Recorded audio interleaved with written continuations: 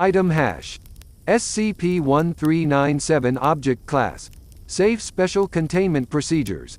SCP-13971 through -5 are contained in a single secure containment locker at Site-91.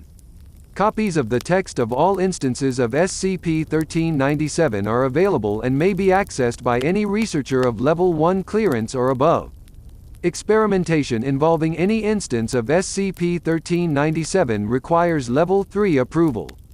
Personnel reporting drowsiness or fatigue are not to be allowed within 10 meters of SCP-1397's containment locker. As of 200, Agents Browning and Murphy, along with several Level 2 researchers, are stationed in Prague in order to track down the immediate family members of Mr. H and his artistic associates and to determine the authors of SCP-1397-2 through -5. Description: SCP-13971 through -5 are a set of 5 travel guides that describe rural locations in former Czechoslovakia. The author of the 5 books is listed as 1. However, linguistic analysis of the text has indicated that each book was written by a different author. As no evidence of a has been located, the name is most likely a pseudonym. While there is no copyright page or publisher information present, the information within the books suggests that they were written in the early 1950s. The anomalous effects of SCP-1397 manifest when a human subject falls asleep or otherwise becomes unconscious within 5 meters of an instance of SCP-1397. Subjects report finding themselves awake and standing in a location described in their particular instance of SCP-1397 upon entering the unconscious state. Despite this, the subject's body does not move or vanish from its original location, and appears to remain unconscious. Surveillance reveals no anomalous activity at the locations the subjects claim to visit. Subjects' reports of their experiences differ, except for the presence of unrealistic and surreal events often referred to as dreamlike. In spite of this, many subjects will emphatically defend the reality of their experiences, even when provided with evidence to the contrary. Over time, the incidence of these dream-like events increases. 92% of subjects awake naturally after a period of 8 to 12 hours. Subjects may also be awoken through normal means, with the same results. The 8% of subjects who do not awake after a period of 12 hours will cease all vital signs after being unconscious for a period of time ranging from 13 to 24 hours. Subjects who awake after having experienced SCP-1397's effects are confused and hostile, and become nervous and upset when questioned about the reality of the perceived events. In addition, subjects express the belief that all of their dreams are in fact real events, accompanied with a fear of said dreams. These delusions may be treated with regular psychotherapy, and often subside on their own within several months. Aside from these psychological effects, all anomalous properties of SCP-1397 cease upon the subject's awakening. A short message has been written in pen on the title pages of SCP-1397-2 through -5. See Addendum 1397-D. Handwriting analysis suggests that all 4 messages were written by the same individual. Addendum 1397-A. Interview log 1397-1 interviewed. D13975 interviewer. Dr. J. Forward. D13975 underwent testing with SCP-1397-1 and awoke after 11 hours. 30 minutes after D13975's awakening, the following interview was conducted to determine the nature of D1397's experience during these 11 hours. D13975 was selected for her professed experience with lucid dreaming and her history of calm behavior during her time with the Foundation. Less than begin log, drive. J. D13975, could you explain what you saw upon becoming unconscious? D1397-5. Well, after the tranks or whatever you gave me kicked in, I figure I'm dozing off, right, but then next thing you know I'm wide awake, standing shin deep in warm mud. So I look around, and there are a couple of pigs around, and after a little while I realize I'm in some kind of farm. Dr. J. And what did you do? Once you'd realized that. D1397-5.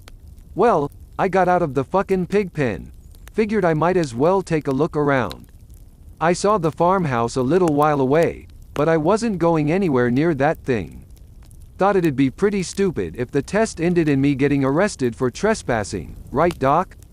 Anyway, there was a barn, couple of cows, and this huge-ass wheat field. Nothing weird about 'em as far as I could tell, so I strolled on out toward the woods on the edge of the fields, and that's when shit got weird. Dr.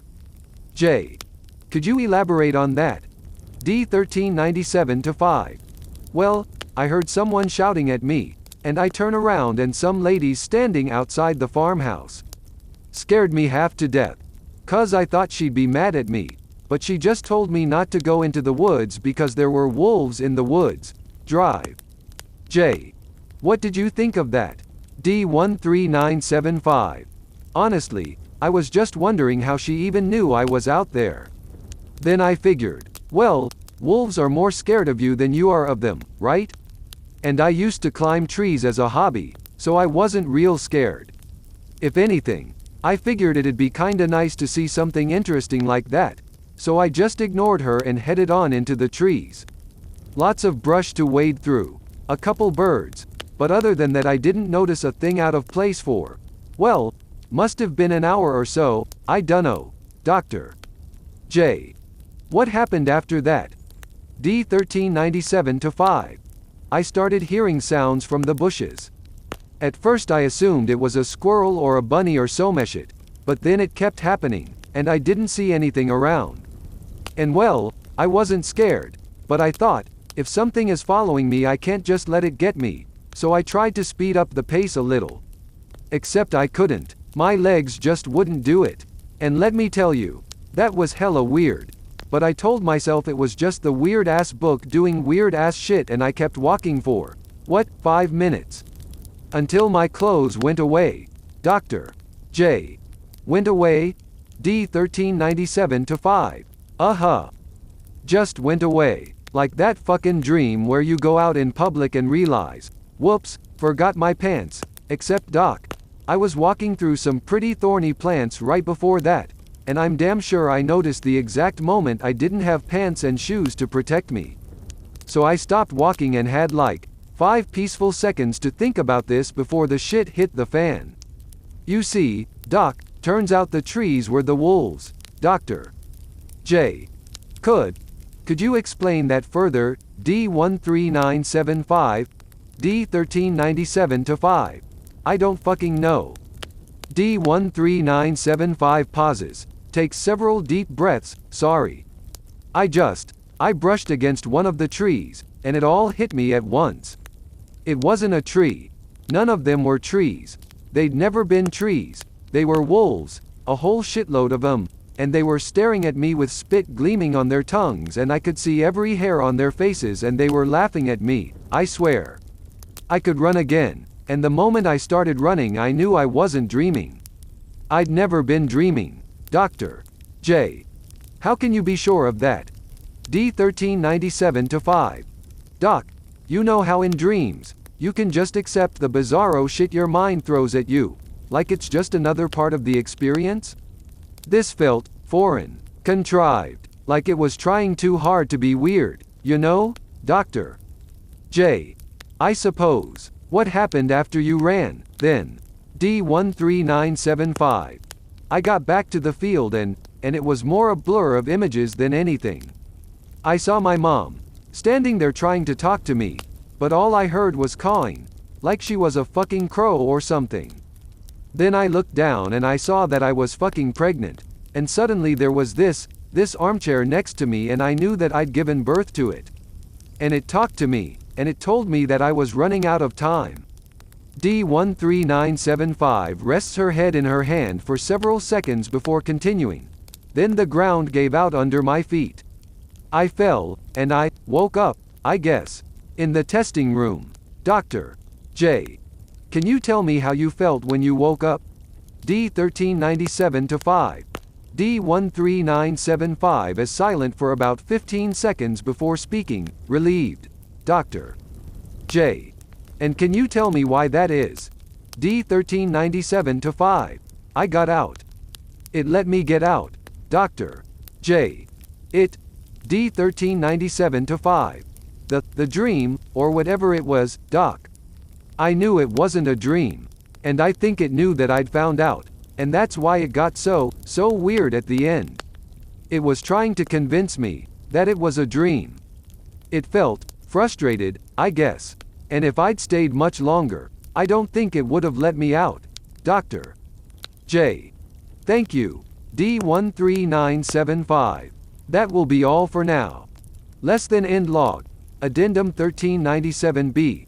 SCP-13971 Recovery Log SCP-1397-1 was originally recovered in 195 during a Foundation investigation of a group of Czechoslovak surrealist authors, after reports indicated that the writers may have been involved with reports of unusual ritual activity, suspected to relate to SCP. While the original reports were proven false, one member of the group, A.H., confessed under interrogation to involvement with creating an anomalous item, and willingly handed over SCP-1397-1, at the time believed to be the only one of its kind, to the Foundation. Mr. H expressed disgust towards the item, referring to it as his great failure, but refused to elaborate further. Mr. H was eventually administered Class C amnestics and released, as his associates were not, at the time, believed to be involved with the item. They were administered Class A amnestics and released. Samples of Mr. H's writing taken from his apartment suggest that he was the author of SCP-13971. As of 199, Mr. H and his former artistic associates have been confirmed as deceased. Addendum 1397-C. Incident 1397-1 on 200. Students living in the dorms of Charles University in Prague reported symptoms similar to SCP-1397 exposure, and fatalities occurred within these dorms. The Foundation successfully prevented media from learning of the event, and administered Class B amnestics to surviving victims and witnesses.